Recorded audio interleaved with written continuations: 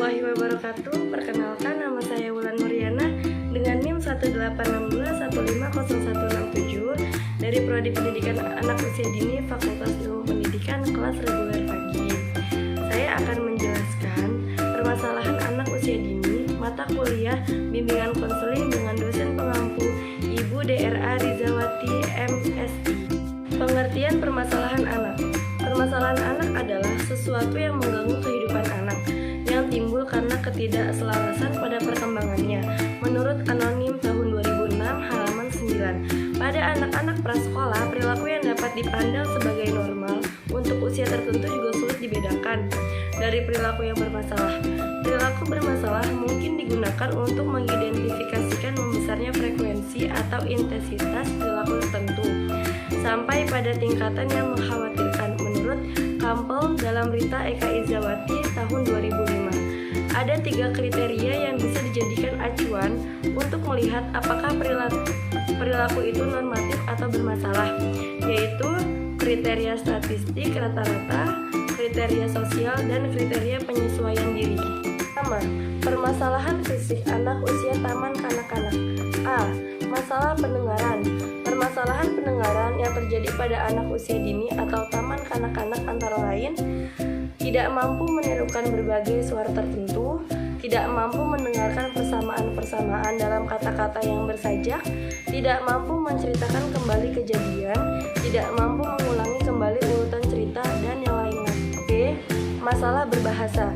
Berbahasa merupakan keterampilan dalam mendengarkan, berbicara, membaca, dan menulis.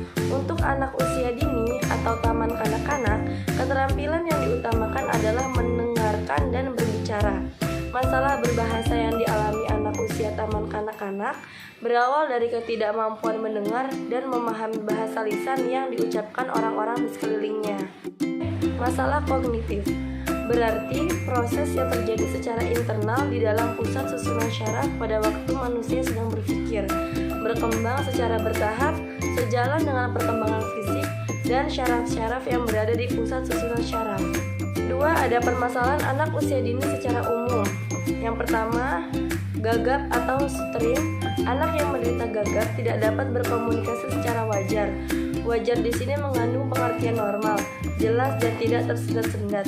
Gejala yang sering diperlihatkan dengan gagap adalah sering mengulang atau memperpanjang suatu suku kata atau kata-kata, dan sering terjadi keraguan dalam penghentian bicara, sehingga mengganggu arus irama berbicara. B. Berbohong. Penyebab berbohong diantaranya adalah kekerasan dan kekerasan para orang tua dan para pendidik sehingga mereka berdusta agar terhindar dari hukuman. Penerimaan dari orang dewasa, kesadaran anak akan kekurangan dirinya sehingga mendorongnya untuk berbohong karena ingin dipuji, karena imajinasinya. C. Mencuri. Penyebab anak mencuri diantaranya adalah tidak terpenuhnya kebutuhan secara material. Kecintaan anak untuk melakukan petualangan dalam menaklukkan karena petualangan yang heroik, peniruan, cemburu, dan dendam, rasa kepemilikan yang tinggi terhadap barang orang lain. Penakut. Setiap anak memiliki rasa takut, namun jika berlebihan dan tidak wajar, maka perlu diperhatikan. Rasa takut anak TK biasanya terhadap hewan, serangga, gelap, dokter atau dokter gigi, ketinggian, monster, lamunan, sekolah, angin topan, dan yang lainnya. Rasa takut yang berlebihan terlihat dalam gejala-gejala seperti berikut. Gejala psikis seperti gangguan makan, tidur, sulit bernafas, dan sakit kepala.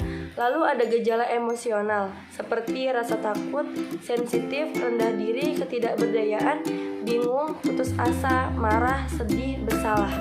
Lalu ada gejala tingkah laku seperti gangguan tidur, mengisolasi diri, prestasi kurang di sekolah, agresif, mudah tersinggung, menghindari pergi keluar, ketergantungan pada suatu benda, dan terus berada di kamar orang tua. Lalu ada solusi pemecahan masalah yang dapat dilakukan oleh pendidik. Yang pertama, mendengarkan cerita anak. Kedua, lindungi dan hibur anak. Ketiga, ajari kenyataan. Keempat, memberi hadiah. Kelima, memberi contoh teladan atau guru sebagai model. Yang keenam, coping model atau suatu cara seseorang menghadapi rasa takut namun ia harus melewati rasa takut itu. Salah satu cara dengan bicara pada diri sendiri. Dan yang ketujuh, mendongeng. Oke, sekian dari penjelasan yang saya sampaikan. Semoga bermanfaat. Terima kasih. Wassalamualaikum warahmatullahi wabarakatuh.